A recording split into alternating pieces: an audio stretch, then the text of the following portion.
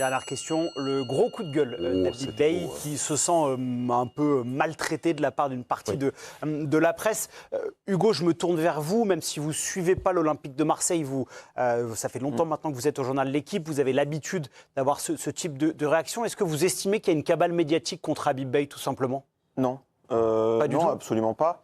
Il faut quand même traiter factuellement ce qui se passe à l'Olympique de Marseille depuis qu'Habib Beye est arrivé. Quand il est arrivé, Marseille avait 7 points d'avance sur Rennes.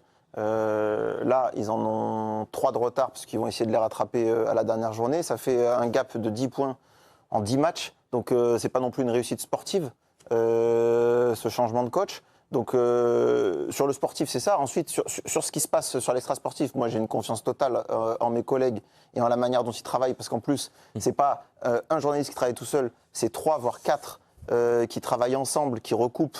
C'est pas sorti après, en plus qu'à l'équipe. Il y a, non, après, ils pensent pas. Non, moi, je parle que pour l'équipe. Oui, bien sûr. Alors, non, évidemment, à Marseille, après, le problème, c'est qu'il y a un écosystème autour du club. Voilà. Il y a un directeur sportif démissionnaire qui a des relais, pas forcément dans les médias, mais sur les réseaux sociaux, etc. Il y a beaucoup de choses qui sont sorties dernièrement sur les réseaux sociaux.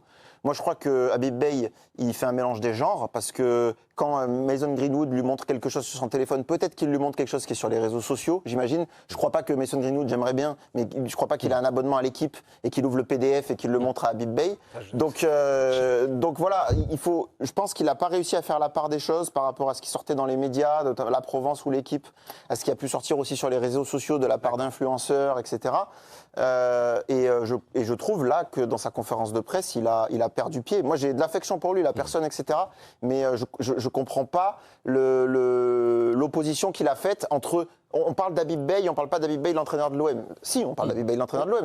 J'ai pas compris. On le voit juste, Hugo, 30 argument. secondes. On voit la conférence de presse qui vient de se terminer d'Habib Beye. Régis, vous connaissez bien Habib. Oui. Moi, je le connais pas personnellement, mais là, je sens vraiment un homme touché.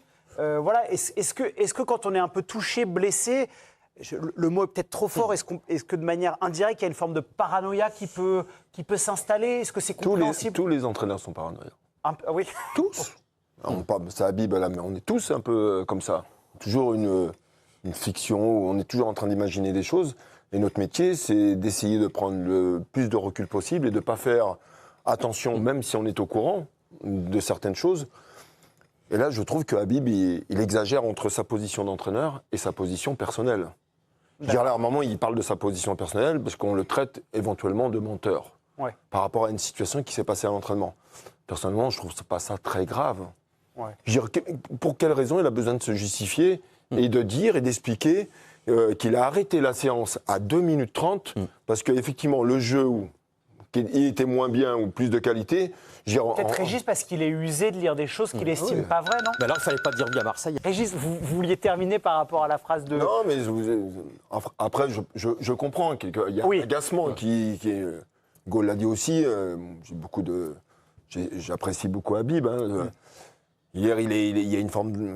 Parce que là, il est porté aussi par le résultat, parce qu'il y a une satisfaction d'avoir gagné. Donc, il profite avoir un soulagement énorme. Toute la semaine, avec tout ce qui s'est dit avec l'extincteur, toutes les choses dans la presse.